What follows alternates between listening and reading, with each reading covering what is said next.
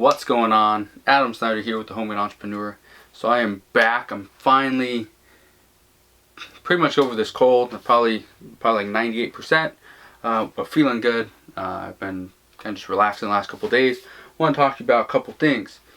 First thing, today is November 18th, 2016. We are less than a week away. We're a week away from Black Friday, official Black Friday. Things are already starting to happen. So if you're selling on Amazon, you're selling on eBay, you're selling on Craigslist, wherever you're selling, you need to get out there and start buying stuff today. I know in the last video I put up, talking about should you save your money, should you, hold it until Black Friday, then go out and spend it all that day and send everything in. I'm kind of doing a mix. I'm holding off on a little bit of money, but not a lot, only because, well, for one, I might have a little bit more capital to put into buying inventory than other people do. So that's the reason why. So if you have $1,000, I would recommend saving it, because $1,000 in a week, it's not gonna change that much. But now if you have $10,000, I'd say use maybe $2,000 or $3,000 today, and coming up into Black Friday, then the other $7,000 or $8,000, and use that Black Friday and just start selling as much as you can. On top of that, so you have $25,000 or $50,000 that you're gonna spend. If you got $50,000, I'd say spend $10,000 now, and the other $40,000 for Black Friday, Cyber Monday, going into the next week.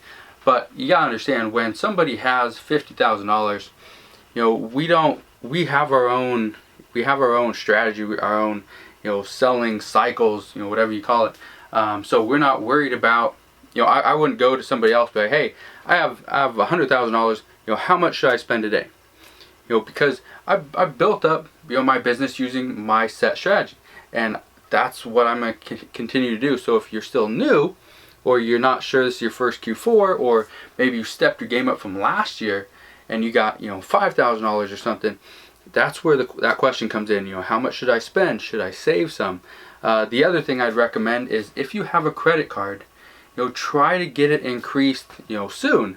That's something I did.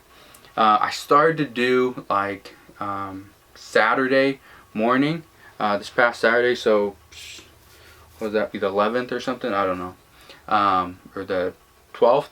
I started to do that, and so I got 3 credit cards to increase my limit. So that gives me an additional $38,000 I can spend, starting that Saturday. So we'll see what happens. But just know, you can use credit cards. You can get a loan from a friend or family member, and just tell them you're going to pay them back as soon as possible. Because if you can get a loan, let's say you spend all your $5,000 today, and then you get a loan tomorrow, and you tell them, okay, in 2 weeks I'm gonna give you all your money back. Okay, so great. So now you're gonna take their money, you're gonna spend it, you're gonna spend your money, or you're gonna save your money till Black Friday, and you're gonna go from there. So that's that. Now let's jump in another thing, which I was kind of excited about, because it is 7:42 a.m. on Friday, the Friday before Black Friday, and I woke up at about 4:15 this morning, and I don't want to go back to bed because I wanted to get some work done. I felt better, felt good. So one of the things that showed up sometime over the last day or so is this box. This box has, I'm not going to show you the item, it's a private label product. This one has 200 in it. There's another box I have that has another 200 in it, just different color, and then there's another box that has a different color as well. So 600 total. I'll be sending off 100 off to Amazon, hopefully today, of each color. Already created the listing this morning, did all the pictures, sent them off. They're being edited, being the color correction, everything like that. That will be good. And so I did the listing. I'm just waiting on the pictures, and I'm gonna send these off hopefully today, 100 of each color. Then I'll have 100 to keep here, because if I send these off today, being we are a week away from Black Friday, they will not make it to Amazon. Chances are they'll be sent to a redistribution center, and if that happens, they won't make it, because Amazon, they're not going to be working they'll probably be either not working or taking half a day off on Thanksgiving, and then Black Friday they're really going to hit it. So yeah, we'll see what happens with that. Those items should be there probably in a week and a half, 2 weeks. So if that's the case, I'm keeping 100 of each color, so hopefully I can merchant fulfill whatever I need to. Which leads me into my next thing, bundles. Currently I have 41 bags of just like small toys. These are things I've gotten from Target, from Kohl's, from Walmart, Toys R Us, and Big Lots. All these things, 41 bags, 41 decent size shopping bags, full of stuff that I'm creating bundles. These are bundles that are already established, already ranking, already selling, have reviews, all that great stuff. They're already moving on Amazon.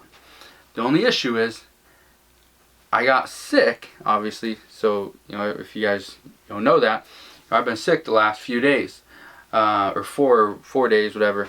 And so because of that, I couldn't send off any of that inventory until today. Even if I get it all done today, which there's no way I can bundle, even with my helper, we can't bundle 41 bags of stuff. But the 41 bags of stuff probably cost me, I'm not even sure how much it cost me, but just for one of the bundles I can buy the inventory for 10. It's for like 9. It's $4.88 a piece. So 8, 9.76. So 9.76 for the 2-pack of this thing, and then it sells for $24.99. So it's gonna make some good money, but I just can't get it to Amazon yet. Okay, I'm gonna do what I can, send it off, hopefully today and tomorrow, and then hopefully we'll get there within the Cyber Monday week, that week, and then I'll start selling then. But until then, I'm just gonna have to merchant fulfill what I can. Which isn't a big deal. If you can't get stuff to Amazon, today or before Black Friday or before Cyber Monday, don't worry about it. Try to merchant fulfill what you can and send off, the rest. If you think you can merchant fulfill 50 items of that particular item, okay, keep 50, send off all the rest. Okay, because it will get there in sometime in the beginning of December, and once it gets there, Amazon will fulfill it and send it off themselves. So you'll be good to go. You can go out sourcing. Another thing, I got a package back today. Let me show you. I ended up opening it up just to see, but I ended up getting a package back today that was, this was merchant fulfilled, by the way. I merchant fulfilled this because it was medicine, and it was a liquid. Amazon says it was hazmat, so I couldn't send this one off, or I couldn't do FBA with this one. Merchant fulfilled it because it was that good of a deal. I paid under $7 for this, and it sold for $48. It was a 3-pack or something. I get this back saying return to sender. Okay, saying the person did not order this product. All right, so I look on my thing on Amazon. It says that this person received their product, everything. So I got the money. I have the product because I just got it back. Or actually it wasn't today, I got it back yesterday, but I just opened it up this morning. But I just got it back, and so it's like, and this is the third, I think the third or fourth item that I received back that has did not order or returned to shipper because they didn't order it. It wasn't for them, whatever the reason was. Pretty much the exact same thing. It's like they paid for it, the money came out of their account. I looked, it hasn't been credited back, nothing's been done. So I need to figure out what's going on, because Amazon still hasn't got back to me on the other items as well. So if something like that happens, figure it out, because you don't want a month to go by or 2 months to go by. Amazon figures out you got the item back, you got your money, you've been paid your money, and now this customer is irate because they never got their product. Well, I sent it to the exact address that is on Amazon's site. So, and I do that on every single one. I don't change it in any way. So just be aware of that. If something like that happens this year, I don't know if it's a new scam. I don't see how it would be a scam. The item was not opened. It's exactly how I packaged it. So I don't know what's going on there, but just be aware of the fact that if this is a new scam, again, I don't know how it would be a scam. It's something that I've been seeing going on lately. So just be aware of that. And if it happens to you, make sure you reach out to Amazon so that you know, so that they know, okay, this item was supposed to be shipped this day. It came back to you once you received it. You sent them an email, let them know, hey, I got the item. Sorry, I paid the money. What's going on? I sent it to that person. It came back. You know, whatever. So I just want to leave that with you guys. A couple other things that do not have to do with Amazon FBA at all. One is eBay. If you are not selling stuff on eBay right now, now's the time to do it, because the items are going to start, your sales are going to increase throughout the end of November.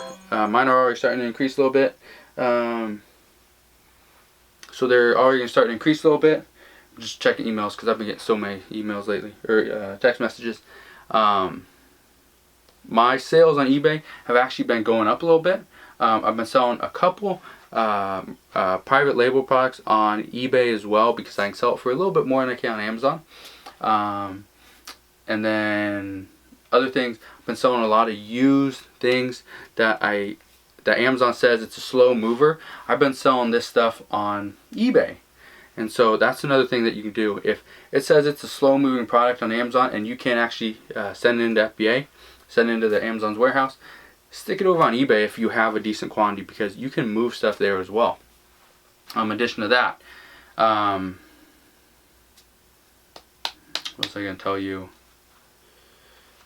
Use games. That's another thing I do a lot with eBay. You know, you can send off used games. Dang it! I wish I still had them. I actually boxed them up this morning. I had a pack of PlayStation 3 games. It was one was it's like I think I call it like a starter kit or something. But one was a FIFA game, one was a football game, one was NHL, one was baseball, and the other one was tennis or MMA or something.